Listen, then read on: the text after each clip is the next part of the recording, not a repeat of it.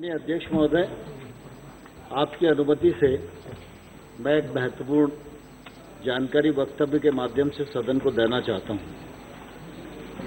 देश में ऐतिहासिक कृषि सुधारों के संसद से पास होने के बाद आज का दिन भी बहुत महत्वपूर्ण है। आज एमएसपी में वृद्धि से जुड़े कुछ अहम फैसले हुए हैं, जिनकी जानकारी मैं सदन को देना चाहता हूं। सरकार कृषि लागत और मूल्य आयोग की सिफारिश के आधार पर राज्य सरकारों और संबंधित केंद्रीय मंत्रालयों, विभागों के तर्कों पर विचार करके 22 कृषि फसलों के लिए न्यूनतम समर्थन मूल्य एमएसपी निर्धारित करती है।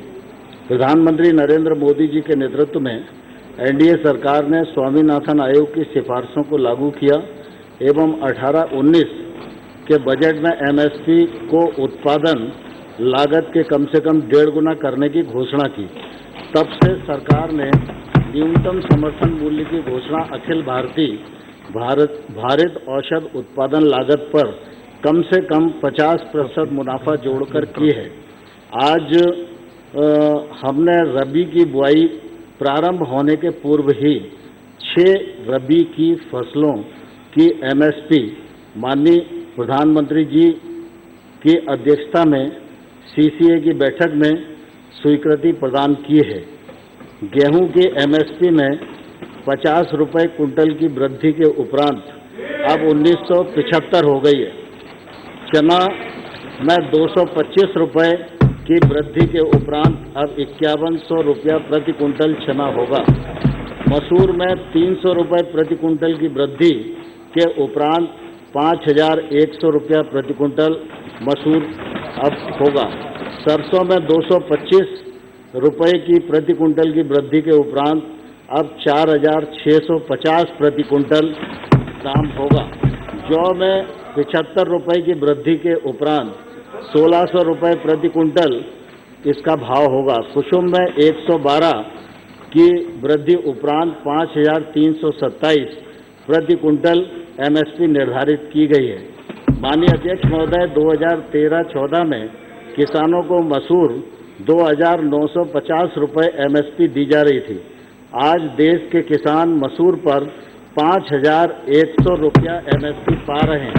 यह एक तरह से 73% वृद्धि हुई और 2000 रुपये की वृद्धि है। एक और महत्वपूर्ण तथ्य जो दिखता है, कांग्रेस के समय में खरीद की क्या हालत थी। 2009 से 14 के बीच में के कांग्रेस सरकार के समय में 1.52 लाख मीट्रिक टन दाल की खरीद हुई थी। हमारी सरकार ने 2014 से 19 के बीच में 76.85 लाख मीट्रिक टन दाल किसानों से खरीदी है। ये 4962% की वृद्धि है।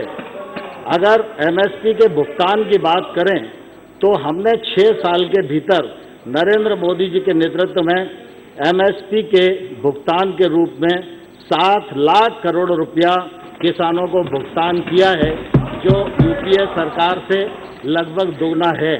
माननीय अध्यक्ष महोदय, मैं आपके माध्यम से सदस्यों को भी और किसान बंधुओं को कहना चाहता हूं कि आज पूरे देश भर में हमारे कांग्रेस के मित्र जब कृषि सुधार के बिल आए तो यही कह रहे थे कि इन बिलों के पारित होने के बाद एमएसपी समाप्त हो जाएगी, एपीएमसी समाप्त हो जाएगी। मैंने उस समय भी कहा था एमएसपी जारी रहेगी। जो भारत सरकार ने कहा, जो नरेंद्र मोदी जी ने कहा, वो एमएसपी घोषित करके उसको आज हमने प्रमाणित किया है। और मैं आपके माध्यम से सारे देश को ये कहना चाहता हूँ कि एमएसपी भी जारी रहेगी, एपीएमसी भी जारी रहेगी और एपीएमसी के बाहर किसान अपने उत्पादन का उचित मूल्य प्राप्त करने के लिए किसी भी स्थान, किसी भी राज्य, किसी भी व्यक्ति को किसी भी कीमत पर बेचने के लिए स्वतंत्र है। सरकारी खरीद एमएसपी पर सरकारी खरीद की जारी रहेगी।